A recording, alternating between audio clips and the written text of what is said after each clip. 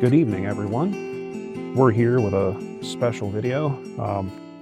This is an opportunity we don't often have, but this hornet nest, a type of paper wasp, was found on the side of a building that we cut off.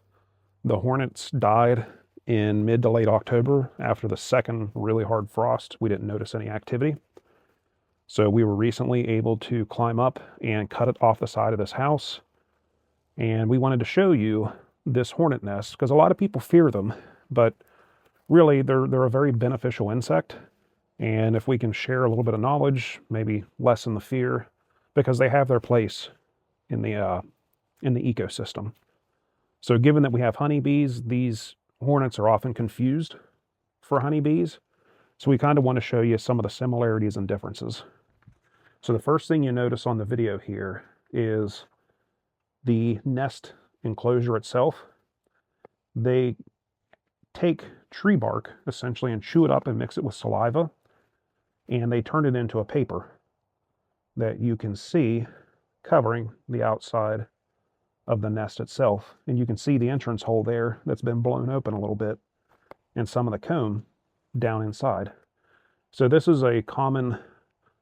something that they have in common with honeybees. Honeybees will live inside of a tree for protection.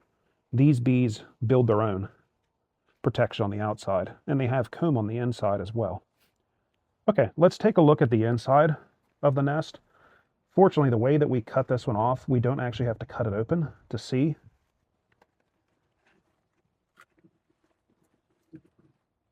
So you can see the comb and you can see what the inside looks like. They just keep adding layer after layer after layer of the paper to help keep the temperature and humidity regulated on the inside.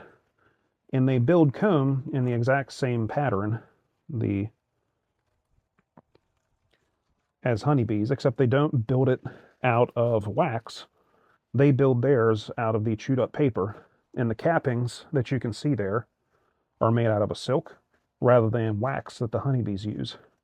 Because down in those cells, the queen will lay an egg, it will emerge into a larva, it'll get fed chewed up insects that the hornets go out and hunt.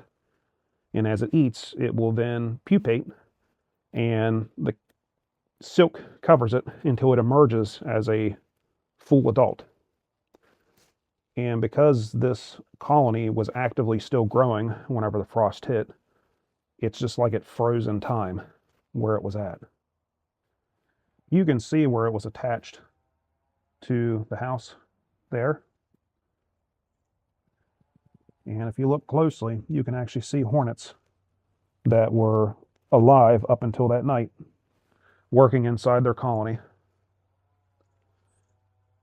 As summer moves into fall, the hornets will start raising up new queens who then get fertilized after mating and then go out and basically spend the winter protected, and in the spring start her own colony. So if you see a nest like this out in the winter, it's abandoned and it will never be used again. So you can see some of the insects that were inside of the colony. And I'm going to pull a hornet out here.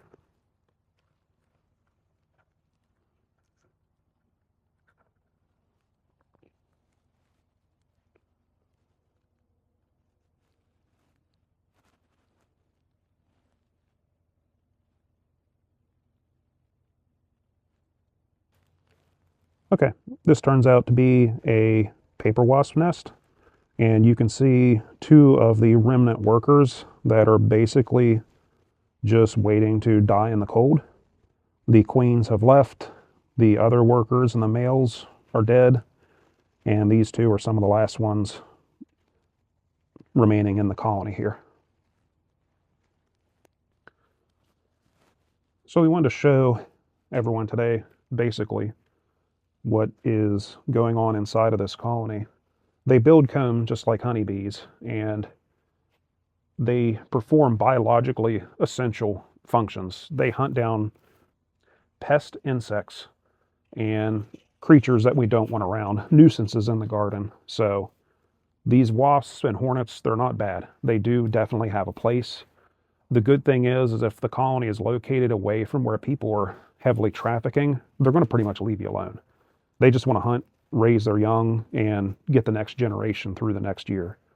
If they're closer, that may lead to stings and you have to remove the nest. But if you don't have to remove a nest and it's not hurting anything, really consider just leaving it alone.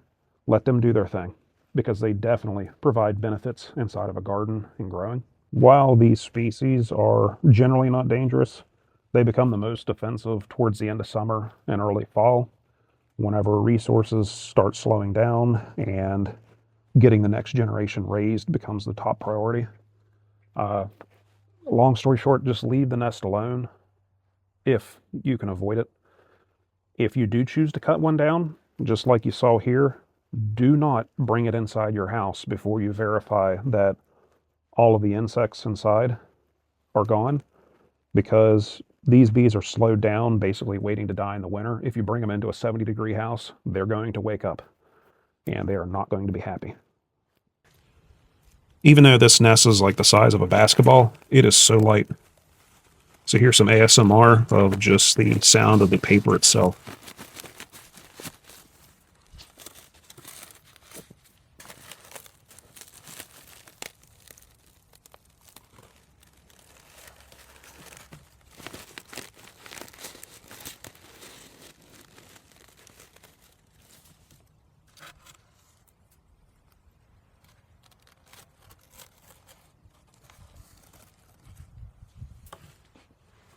Thanks for hanging out with us this afternoon, and we just love to highlight different species, because while these hornets and wasps have a bad name and an aggressive reputation, they're really not. In the garden, they're your friend. So have a wonderful rest of your weekend, and we'll catch up with you soon.